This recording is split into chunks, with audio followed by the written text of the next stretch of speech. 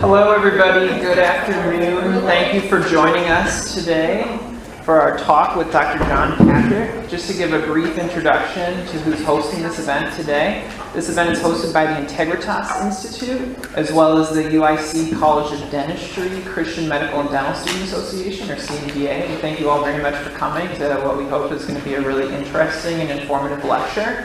If you haven't grabbed pizza, it's in the back of the lecture hall. There's also an email sign-up sheet. As for the Integritas, you'll hear about a lot of different interesting events regarding medical ethics happening around the greater medical campus. So please sign up for that email listserv. Now I'd like to introduce our speaker to you all. Dr. John Patrick is the president of Augustine College in Ottawa, Canada. He retired from the University of Ottawa in June 2002, where he'd been associate professor in clinical nutrition in the Department of Biochemistry and Pediatrics for 20 years. His medical training was in London. He's done extensive research into the treatment of childhood nutritional deficiency and related diseases, holding appointments in Britain, the West Indies, and Canada. He's worked in Central Africa, assisting in the development of training programs that deal with childhood protein, energy, malnutrition. Dr. Patrick now lectures throughout the world, working for the Christian Medical and Dental Society in Canada and the Christian Medical and Dental Association in the United States. He speaks frequently to Christian and secular groups and is able to communicate effectively on moral issues in medicine and culture and the integration of faith and science. In addition to that very lengthy resume, he also has 22 grandchildren, over 100 adopted children, and a small farm that he currently works on in Canada as well. Would you all please join me in giving a very warm welcome to Dr. John Patrick.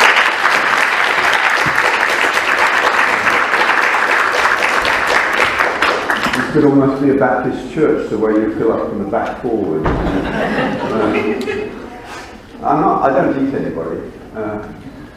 I've been married for 50 years to the same woman, and it's been continuous warfare, but productive. An amazing thing happened 3 years ago when we reached our 50th wedding anniversary.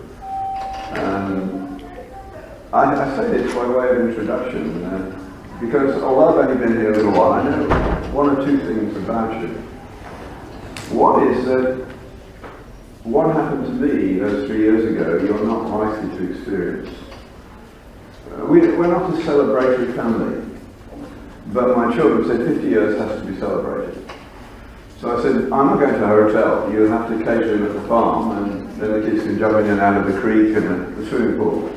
And we can talk and have a nice afternoon, which we did. I usually didn't say a word, my wife was in the mode for speaking that day, so she did. A few days later, we got photographs. Our missionary son-in-law, who's been in Malawi for 17 years, 100 grandchildren that are legally adopted are adopted by my oldest daughter and husband in Malawi, basically to protect them from being used as shackles, especially the girls. But when I looked at the pictures, it actually brought me to tears, because there are over 50 people in those pictures. Not a single person in that garden had gone through divorce as a personal experience, either as a child or as an adult. That's an amazing phenomenon at this stage, isn't it? The possibility of getting 50 people together without divorce. And it's a gift. And I know you all hate divorce, you do, because no child has ever enjoyed it, have they? If you do go through it, don't tell your children it's okay, tell them you're sorry. They love you, but they don't want you to minimize the pain that they suffered. Now, we don't have means of talking about these things. We live in an age of unrestrained demands that all feelings be accepted at face value. That cannot work. We all know that we cannot live that way. Just imagine for a moment that I could go zap, and you've now all got a bubble over your head for the next week, and all your thoughts and feelings are on display. What are you going to do? Where are you going to hide? In other words, we can't even accept our own feelings and thoughts. So why should we say that in the public square they have to be immediately accepted as true and at face value? It cannot work that way. It doesn't work for you as an individual, it cannot work as a society. Now, I was the kind of professor you know only too well. I was hired for 2 reasons. I published lots and I brought in grants.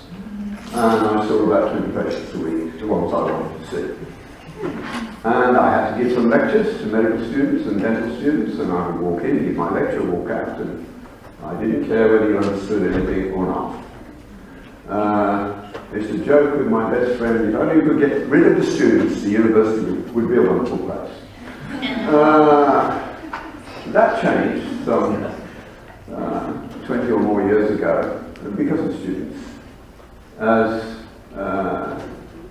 they got under my skin in a nice way. They picked up throwaway lines in lectures and then asked more questions.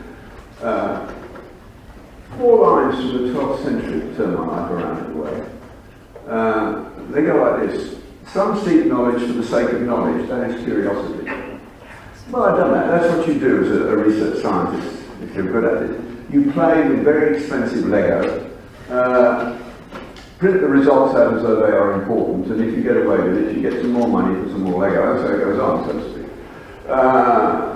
The likelihood that really good things will come out is quite small. I've been fortunate in that way, that some things have. That was what I was concerned with. The students, however, have noticed other things. So the next thing that this is Bernard and Clairvaux I'm talking about. So I knew about curiosity. That's what you do. Without curiosity, you won't do good research. The second one is others seek knowledge in order that they themselves may be known. That is vanity. From that day onwards, I call my CV, my curriculum, vanitas, because that's what it is. Of course, when I'm talking to very academic people and I refer to my CV as a curriculum vanitas, they're not pleased by that. I don't intend them to be pleased. The third one is even worse. There are some who seek knowledge for profit. That is dishonourable. Now I've done that as well. There's more constraints now than there used to be. But in years gone by, drug companies and the like would ask professors like me to give lectures. And I was cynical. And the first thing I did when I was asked to give such a lecture was look at the date. If it's close to today's date, it means they have promised this lecture, and the guy who was going to do it has bailed out. They won't pay anything. So what's at stake is the milk contract for a big PA hospital. It's a lot of money. You can bid them up to what you like. I once paid perhaps on the holidays by bidding them up just to see what I could get. You shouldn't do that because it is dishonourable. The last one got to me. There are some who seek knowledge in order to edify others. That is love. Now, even in my fourth year honours biochemistry class, I didn't learn the names of the students, although I had them for a year. And I always got it down. The first 2 lectures were to get most of them to drop the course, so I only had to mark 20 pages. And I went home to my wonderful wife and said, you know, I feel quite guilty. And I told them about these lines. And she said, why don't you bring those young people home to supper? I said, would you feed them? She said, of course I would. So I invited them, and to my amazement, they came. We had a good meal. We're not Baptists, it was a very good meal. Then we started talking. And they didn't go home until after midnight. Because although they came from good homes, they had never had the sorts of serious questions they needed to have if they're going into medicine. They didn't even know what they are. Here are the questions. They're amongst the oldest literature that we have. They've been around in one form or another since writing began 5,000 years ago. They're these. Everybody has to answer these existential questions or use a lot of mental energy denying their validity. The first one is, where did I come from? Why am I here? Where am I going? That's the first trip. They sort of repeat in 2 sets of 3. The second 3. How do I make sense of death, of suffering and injustice? And the third one, what can I know? What ought I therefore to believe? What therefore ought I to do? There is no space for human beings which doesn't involve a premise which is taken on faith. Secularism is not self-evident. The current trendy atheism is actually incoherent. But it's certainly an act of faith. Because to believe that there is no God is what you have to do. It is not possible to prove a universal negative. Any philosopher will tell you that. Because you would have to know everything, and you don't. So both are acts of faith. So there's no difference. Now, those questions are answered by the culture within which you live. The problem with our culture at the moment is that it's very thin. How many of you listen to Jordan Peterson, for instance? None. You're so one or two. That's amazing. Yeah, it just shows how hard they're working it. I mean, it's an amazing story. You should listen to him. I mean, he's an atheist. No, he wouldn't say that. He won't say what he believes. He's a psychologist, but he's had an amazing career over the last few years. And I happened to meet him at a conference just before he became famous. So it wasn't too big and we had a chance to talk. And I've been following him ever since, and you would find him interesting.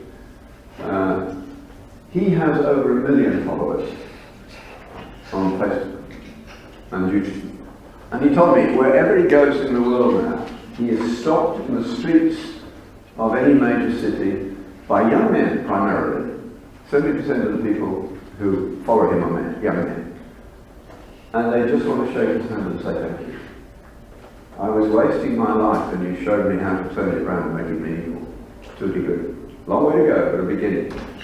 You're hungry, your generation, for someone who can talk about these questions.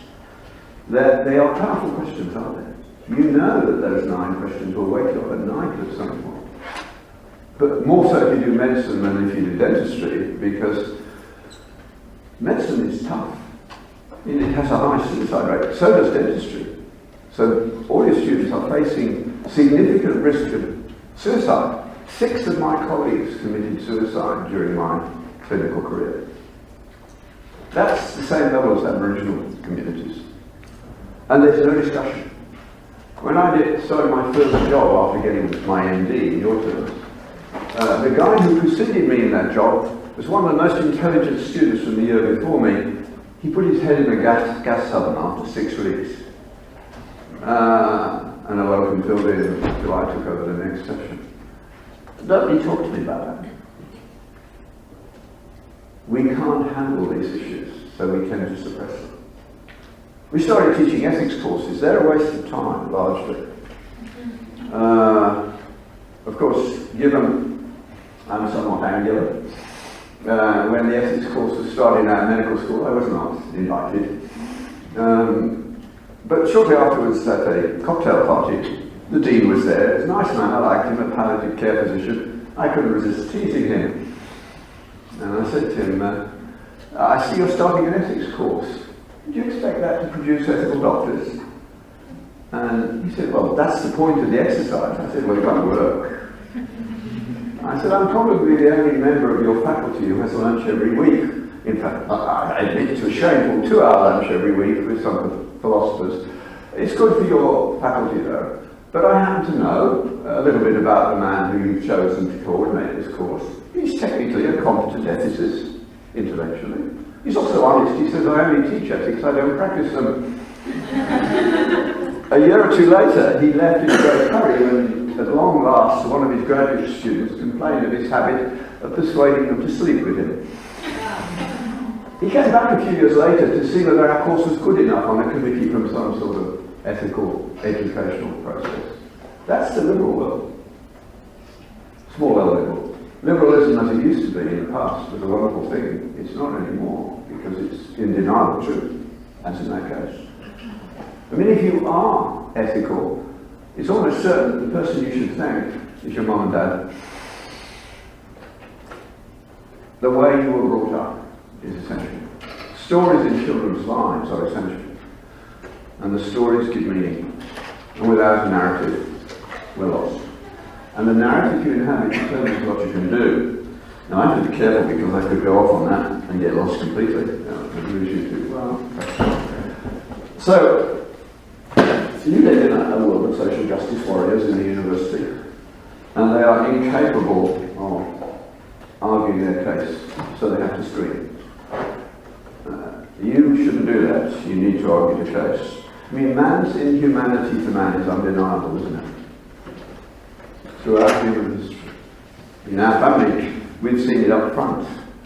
The most amazing summer of my life was spent in 1995 in Central Africa.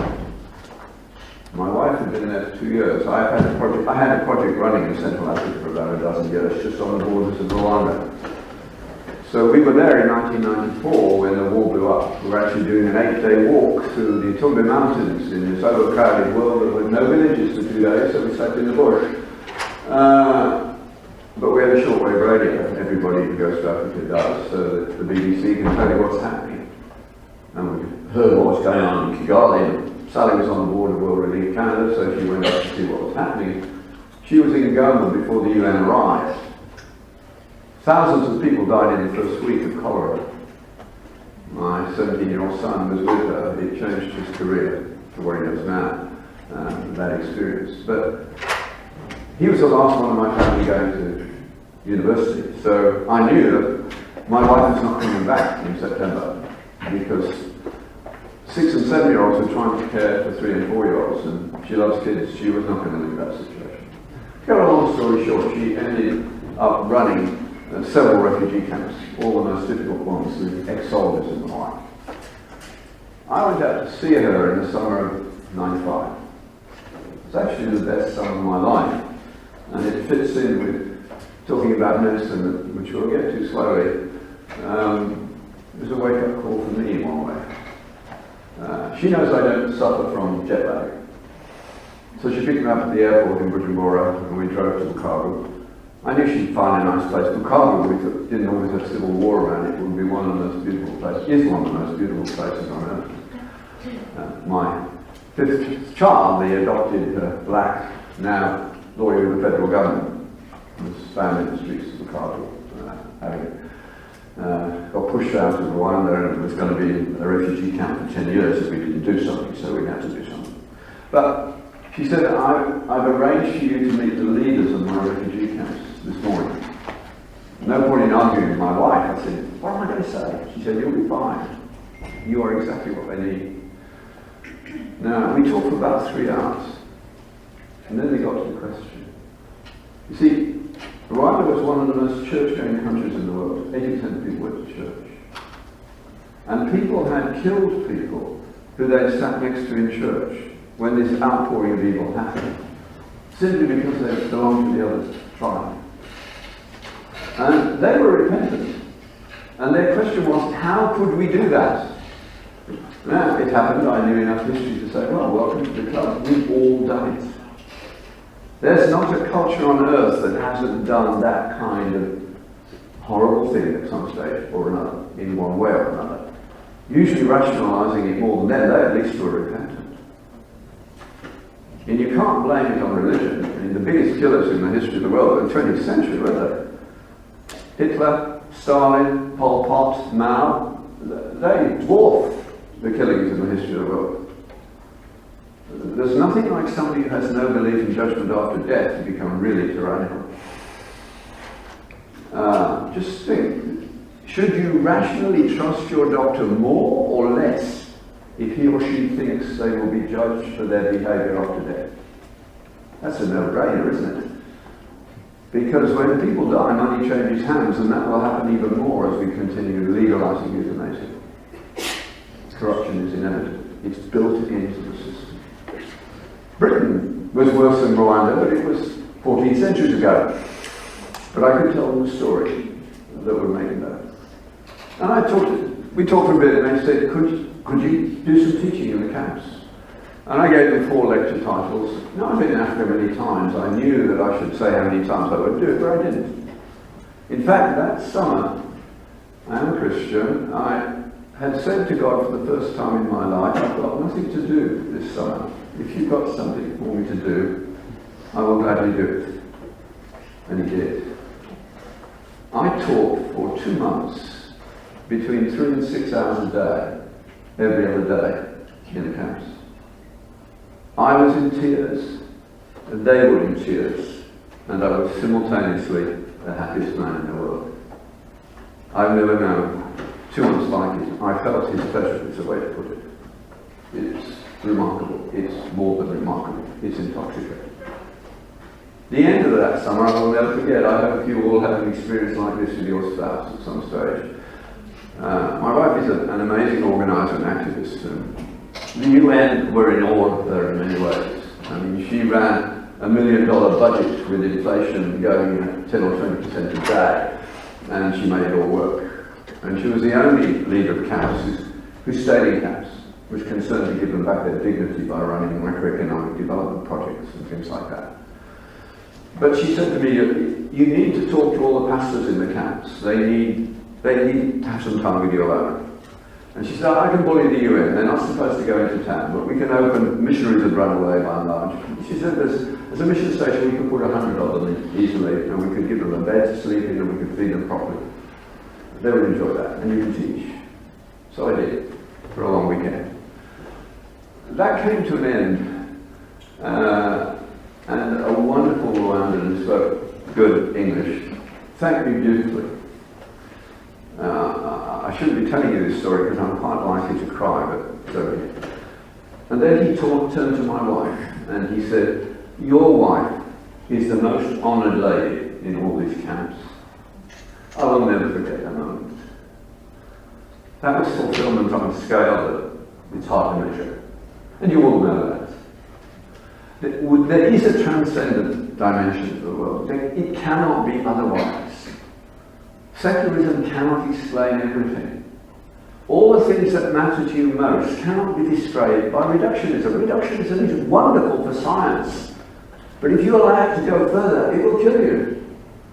It does. Just think about it for a moment. Name some of the things without which you cannot live. Yes, but that's physical. Name any things that have no material existence without which you cannot live. Relationships, love, justice, fidelity, truth, honour. None of those have any material existence, do they? So science, qua modern science, has nothing to say about them. It can't. They are immeasurable.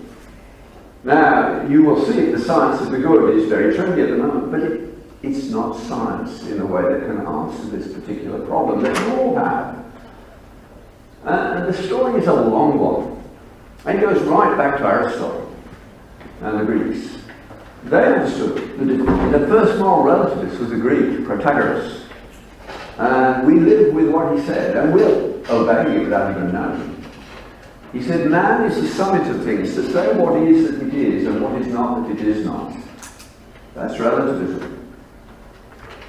Choice, without a standard. His greatest student was a man called Alcibiades, who took him seriously. Alcibiades wrecked Greece. That's what happens. It's a story you should know, but I'm sure you don't, and there isn't time to tell you now. But Aristotle was an amazing thinker. And he wanted to understand the world, and he came up with what are known as the four causes. And they served the world as a structure for epistemology up until about 1500 or thereabouts. And he said, when you want to describe something, you need to think about four categories. You need to think about what it's made of. That's called the material cause. You need to think about what ideas were necessary for it to happen. That's the formal cause. You need to think about what skills are required. That's the efficient cause. And you need to know why you're doing it, what its purpose is. That's teleology. Now, what happened with Occam and Descartes and Bacon was that they came to understand this was reductionism. This is where it started, way back in the 13th century up until it really got going with Copernicus, Galileo, Kepler and Newton. But Bacon said, collect facts, and he had changed the meaning of the word fact.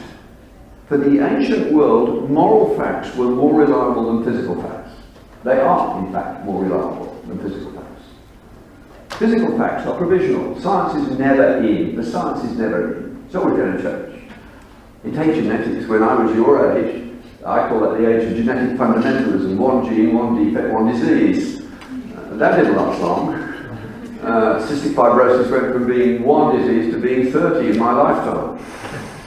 Now we've got more than 30,000 proteins from a single gene because of epigenetic phenomenon. And you've probably not heard of what's the epistemological problem of what we have discovered about the cell membrane. You could be given all the chemicals in a cell, and in 50 years we've made no progress in making a cell. None. The best chemistry in the world has got nowhere. The person to listen to, if you're interested, is James Tour from Rice. Brilliant speaker. Originally Jewish, not now, but he talks about this. What we've discovered about the carbohydrates in cell membranes is extraordinary. It has far more power to carry information than DNA. So James Tour's estimate of the probability of this kind of information carrying system being present is 1 times 10 times a billion. There's a billion zeros in his calculation before you get to a number for the probability. That's zero. So we face in that world at the moment an amazing moment because we can't explain information. I had this happen to me in an amazing way in Cuba. I've been to teach in Cuba at least half a dozen times, which is amazing. Initially it was medicine, but on the first trip, some people discovered that I liked theology and philosophy as well. I could teach that too, so I started doing that as well. The government knew about it. I talked to the Minister of Health at one point. He said, "We know what you do, and we like the medicine, and you can do the other, but don't push the envelope." I did. One Sunday evening, I was talking to a full church of young people in Cuba at midnight. They can't get 25 people to a Communist Party meeting, so I didn't get a visa to go to. But they let me back. And on one of these occasions, there was a moment of truth, the sort of thing you never forget. I'd given a lecture on some aspect of medicine. I can't remember what it was now. But a gentleman came up to me, and he turned out to be the head of the Department of Marxism and Leninism in the local university. And I said, "What are you doing here?" He said, "I've come to see you." I said, "Why?" He said, "Well, the students tell me that you say Russia was not brought down by American economic power. I mean, Russia and Cuba were not brought down by American economic power. They rotted from the inside. All cultures fall apart because they lose a moral consensus. That's the first step in any culture dying. We don't have a moral consensus. We're on the way." And he said, "I agree with you. When I saw that Russia was going to collapse, I stopped teaching Marxism and Leninism because I didn't want Cuba to fall into the hands of the mafia as Russia has done. So I started teaching multicultural ethics, but the students go to sleep. But they tell me they don't go to sleep when you teach ethics. So will you debate me in front of the faculty of Marxism and Leninism tomorrow morning on the issue of ethics are transcendent or they are ineffective? I don't mind losing." What a wonderful man. I had one evening to prepare. Debating is like playing chess. Openings matter. You can lose in the first sentence. And I had several starts that I knew would work. I also knew there was a better way to do it, but I had no idea where it was. I'm absolutely certain it existed. I didn't know where it was. Given my way of looking at the world, it was put into my head as I got from my seat to walk the 6 steps to the lectern. And the first 10 minutes had changed.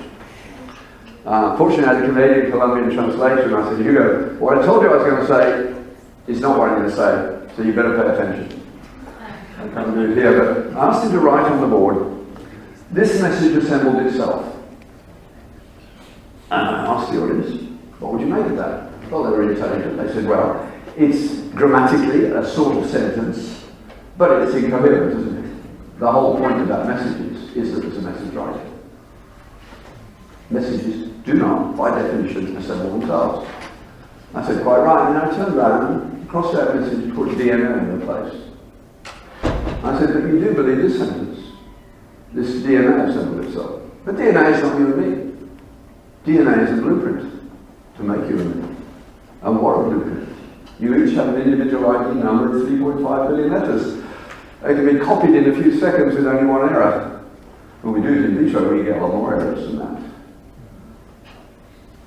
And it's interesting. God only needs a four-letter alphabet, and he only writes three-letter words. And as you know, he can overwrite in a way that we can't even begin to comprehend. When Bill Gates has shown that you can start, do it digitally, don't think of them by the letters, 1, 2, 3, 4. So you can run off 1,000 letters for a protein, 1, 2, 3, 4, 5, 6, 7, 8, 9. But you can also run off in quite a lot of DNA, 2, 3, 4, 5, 6, 7, and so on. The same sequence, out of one, and both produce functional proteins. Bill Gates, we wouldn't begin to know how to program that. And we're supposed to believe it happened by chance. It's unreasonable. The alternative is certainly more viable rationally. And it's got much worse, as I pointed out just now, as time goes by. We reached a time where we should recognize that transcendence is not a bad idea. Now, particularly in a time when in your university social justice is always causing trouble in one way or another, ill-defined. But I collect atheists who are honest. Why should I get myself into trouble when somebody else has made the point for me and done it more beautifully than I can? And on this point, there are two people, both of whom are atheists. Both are now dead. The first one is a man called Arthur Leff. Any of you heard that name? Well, worth putting on your phone, L-E-F-F. He taught common law at Yale in the 70s. And he didn't trust lawyers that he was training. He thought the legal system was in trouble. So he gave the talk. He tried that actually initially in Ottawa, I discovered later, but the polished version was given at Duke in 1979. You put Arthur Leff, Duke Law Review 79, Justice, it will pop up on Google. It's so good, I can paraphrase the first paragraph, where he lays out our problem beautifully. He says, I want to believe, and so do you, in a complete immanent, that's the technical term in philosophy, meaning accessible to you, not imminent next week, but immanent, and transcendent set of propositions, findable rules that direct us as to how to live our lives righteously. As far as I can tell, I'm not absolutely certain, he was Jewish. He wanted Torah to be from God. Why? Because if it's not from God, if there is no transcendence, to whom do the judges bend the knee? That's the problem. Who tells the judges what to do? It's a real problem. He understood it. He goes on, he was Monday, he says, but I also want to believe, and so do you, and no such thing. But rather that we are wholly free to decide for ourselves what we ought to do and what we ought to be. What we want, heaven help us, is to be simultaneously perfectly ruled and perfectly free. That is at the same time to invent the right and the good and to discover it. You cannot have both. And we're choosing the wrong one, in my view. He goes on and writes 20 pages of lucid prose. He wants you to understand. He's not writing sociology where you wonder whether there's any sense in it or not. This is clear. And he weighs the pros and cons very carefully. At the end, he can't knock E.O. Wilson and the social Darwinians. So he says this, the penultimate paragraph. He says, it looks to me as though we are all that we have. But unlike modern students who think that's fine, he says, this is an extraordinarily unappetizing prospect. If brotherly love exists, the ruling model appears to be Cain and Abel. Only if the law was unnatural and unspeakable by us would it be unchallengeable. As things stand now, everything is up for grabs. Now, in queer studies, in women's studies, and in black studies, they teach that the law is not about justice, it's about power. That's exactly what Leff predicted in 1979. And it will destroy justice, of course. Read Darkness at Noon by Koestler if you really want to, in novel form, get yourself into the mindset that's what this does. That's what the 20th century was about, and it was awful. But bless him, he couldn't live with that conclusion. So he writes another sentence which is totally illogical from what he just said. He says, nevertheless, napalming babies is wicked. Starving the poor is wrong. Buying and selling each other is depraved. There is in this world something called evil. He just said there wasn't. Now, if you have a technically correct argument and you get to an unsustainable conclusion, you must revisit the premise. Because he's right, isn't he? Napalming babies is wicked. Starving the poor is wrong. And as for buying and selling each other, that is depraved. But if that is true, we cannot get it from a naturalistic world. You ought to go, because we know these things are true, it appears to me that we cannot be alone. Now, of course, in physics, for some time now, people have been talking about the mind behind the universe, and nobody bothers in quantum physics and cosmology. In fact, one quantum physicist I read the other day said, if I meet somebody who says they're doing quantum physics and they're not thinking about God, I don't think they're doing quantum physics. The world is very mysterious. Now, the other name in this area is a man called David Stove. He was Australia's best analytical philosopher. Very sharp mind, with a pen dipped in a mixture of venom and accuracy. Marvellous writer. And the book he wrote shortly before he died, he committed suicide when he found he got cancer, which is rational for an atheist. It's called Darwinian Fairy Tales.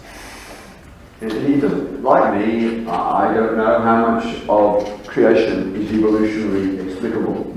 Minor levels certainly are. I don't think major ones are at the moment, but I know to how it turns out to be.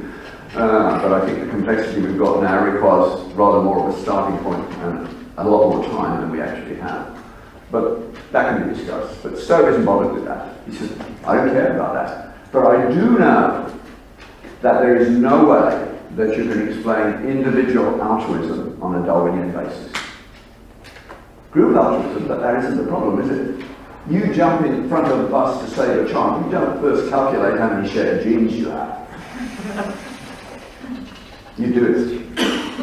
That's altruism. When my wife stayed on in Africa, she didn't calculate what the risks were. There were children being looked after by other children. She just hadn't. She had no option. That was a horrendous experience, for which she and I will pay for the rest of her life. I mean, she saw people murdered in front of her. She couldn't do nothing about it. She climbed over roadblocks made out of human bodies. And she carried on. And as they said, she was the most honoured lady in the house. Fortunately, just before that happened, just so that the authenticity of a real event in someone's life matters, doesn't it? We were driving in Zaire and we had a breakdown. There's been no law in that area for years. Anything goes. You take your life in your hands when you cross the border, and you shouldn't be out after dark. The road we were on was far away from anywhere. 2 kids had been murdered the previous week by a soldier because they wouldn't give up their goat. Nothing happened to the soldiers. And we were held up. An inebriated soldier with a Kalashnikov stopped us. Got us out of the vehicle. This is dangerous. My wife, myself, my son, and some Africans. And after a minute or two, I said to my son, who was in a few weeks' time hopefully going to university, "Are you frightened?" And he said, "No, I'm not. Isn't that strange?" I said, "Neither am I, and neither is your mother." And that's really frightening him. They believe in the spirit world in a way that we've forgotten. They actually say to me, the witch doctor will say to me, "I can't touch you, your spirit is too strong. I don't understand the sentence." But to him it's real. And then, this was 1 o'clock in the morning, then out of nowhere comes another soldier who's of higher rank, who's sober, and we're free. And we said, "What on earth is that all about?" We didn't know that we were going to be separated for 2 years, basically, with no email, no nothing. it was important that neither of us were bothered by that. We weren't courageous because we didn't have any fear to get over. We did not worry about each other. And it would be wrong to pretend that we did. On one occasion, Sally called me and I said, "Where are you?" She told me. I said, "The wall was between where you were and where you are now." She said, "It was quiet, I drove through." That's no fear, isn't it? It can happen. What Stowe is talking about, and what he writes beautifully about in this book, is making us look at the reality of what human beings are like. There's light years between me and my cows. Light years. They die without complaint. They have no existential life, no abstract language. You can spend a long while teaching apes and the like to use signaling, but that's not language compared to my grandchildren. I love the first thing that children say when they come into the world that can be called quasi-philosophical. My favourite is "not fair." I mean, a child will say "not fair" before they can speak a full sentence. What does that mean? It implies a whole system of justice. Unfortunately for me, because he's an honest man, Noam Chomsky has come around to accept that that is true. I mean, he's a Marxist, atheist, MIT prof, but he says, let's face it, there is a language which is universal underneath the language which we speak, and it is moral. And it's not in the animals. So, medicine. How many minutes have I got left? About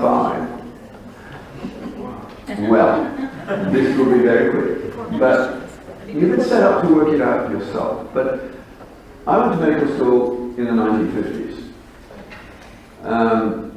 When I started seeing patients, the vast majority of patients I saw were not responsible for their illness.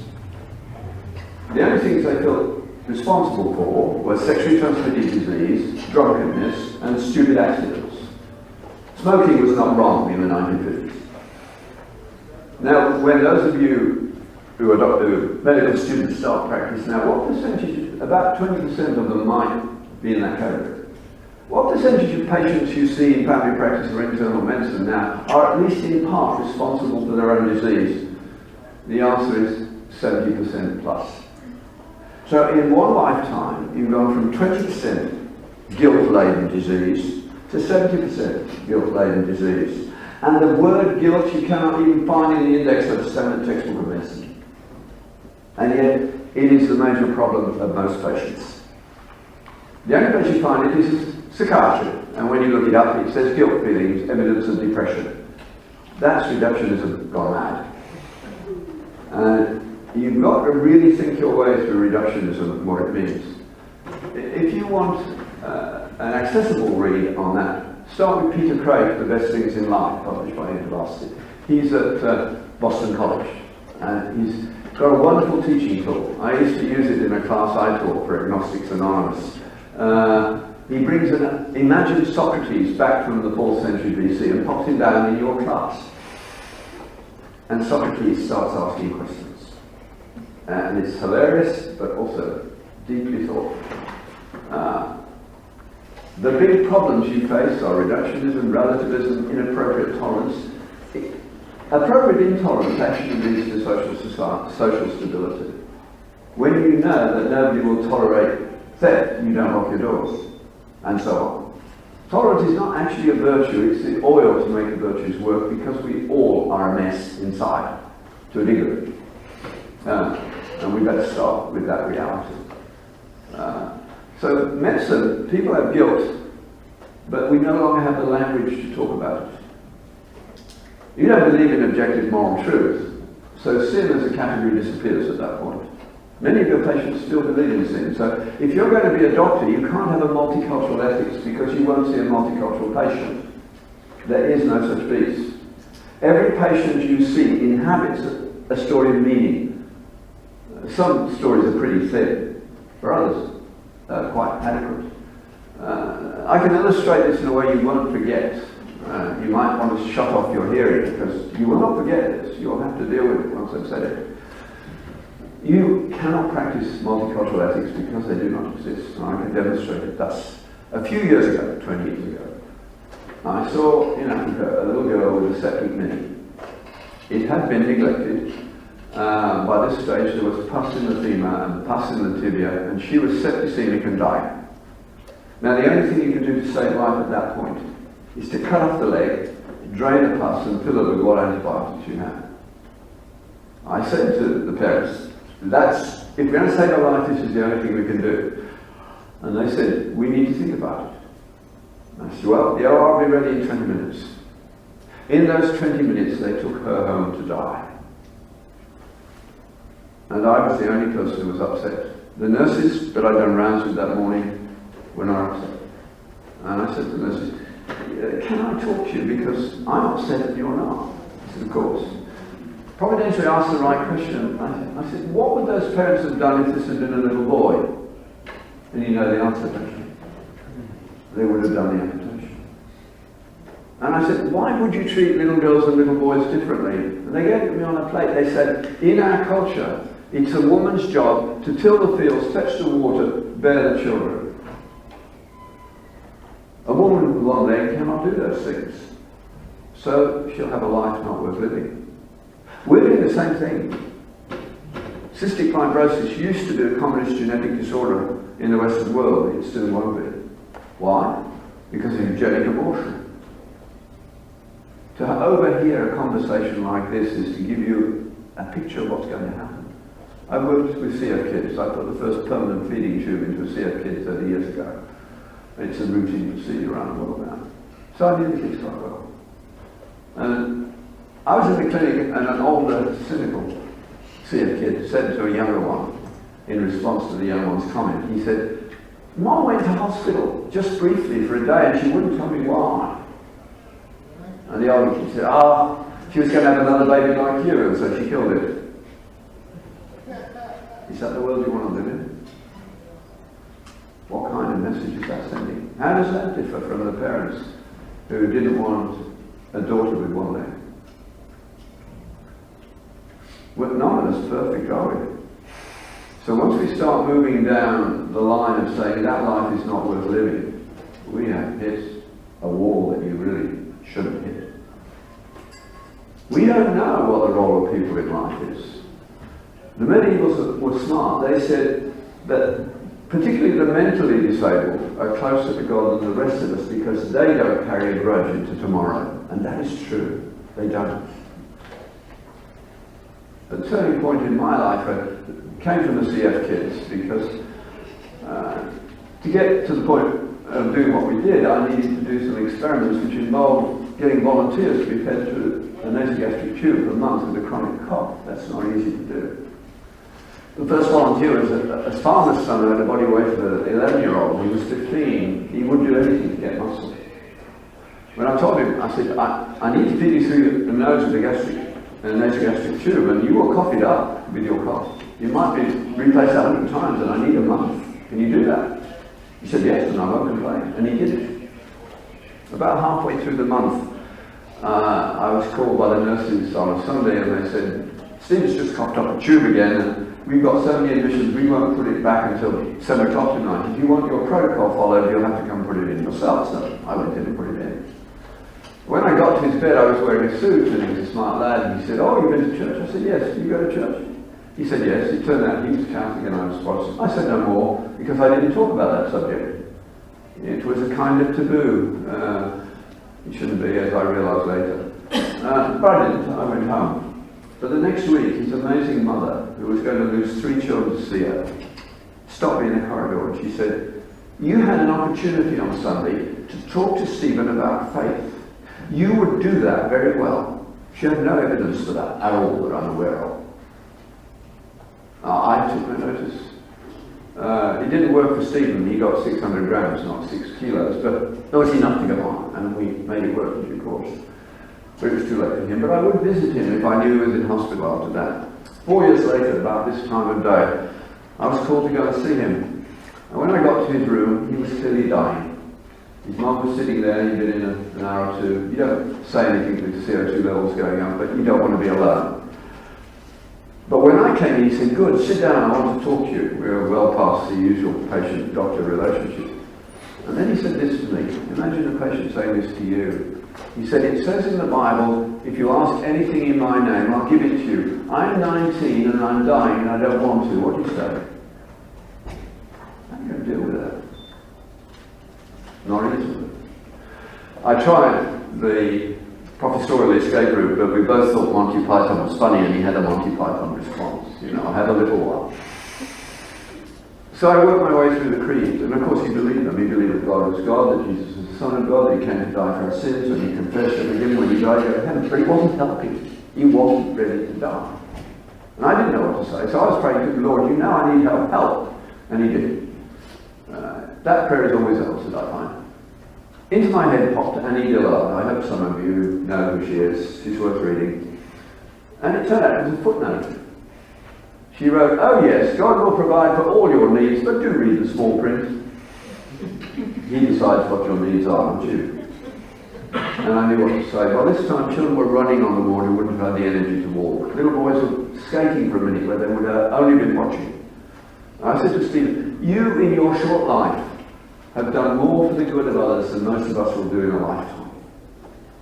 I think God is saying something like this to you. Stephen, you have done all that I want you to do. You've coughed enough. It's time to come home. Both you and I know that unless there's a miracle, you're going to die in the next few hours. Can you believe that will be a good thing for you? And I never enjoyed a smile more. Moment and he smiled and said, thank you. I think I can. And he died peacefully a few hours later. But his amazing mother was not finished with him. She wrote me a note which I got 3 weeks later. I lost it for years. It dropped out of a book just this summer. It was ironic you were not allowed to give Stephen food for his body, but thank God you were there when he had needed food for his soul. I hadn't had a conversation like that with a patient for 20 years. I felt very guilty. Within a week or two I heard another of the patients whose CF had died asking that question. Of course, the answer will come after death anyway, but I had been guilty of not providing peace when I could have done. I had to change, and I'm glad to say I did, and it has changed my life. The hard part of life forces you to turn, and with this I close. C.S. Lewis puts it beautifully. He was an atheist, and he was an atheist because he couldn't believe in and worship a God who allowed the kind of carnage that is in our world. That's their comment. But he was a smart man. He said, but if Darwin is right, he didn't put that in, that's me putting Darwin in his place now. But if Darwin is right, why should I complain about that carnage? Where in Darwin can I find a reason it shouldn't be thus? I can't. No one can. I can only find the idea that it shouldn't be like that from the God I won't believe in. It's bizarre, but that's the way it works. And you see it time and time and time again. The world is as it is, and you have to come to terms with it. So does faith have a role in this? Of course it does. It provides comfort, it provides meaning. And the biggest problem that you will face is people without meaning. And cannabis is going to make it much worse. It's not benign. Go to Jamaica and you see what it can really do. And the stuff that you're getting now is highly concentrated, orders of magnitude more than any natural cannabis can achieve. So you need to go and think. And when you do, those who speak fine. It can take years. In my case, well over 20. I hope it takes a lot less for you. But I'm very grateful that you have been so attentive and so polite. That wouldn't happen everywhere. Thank you.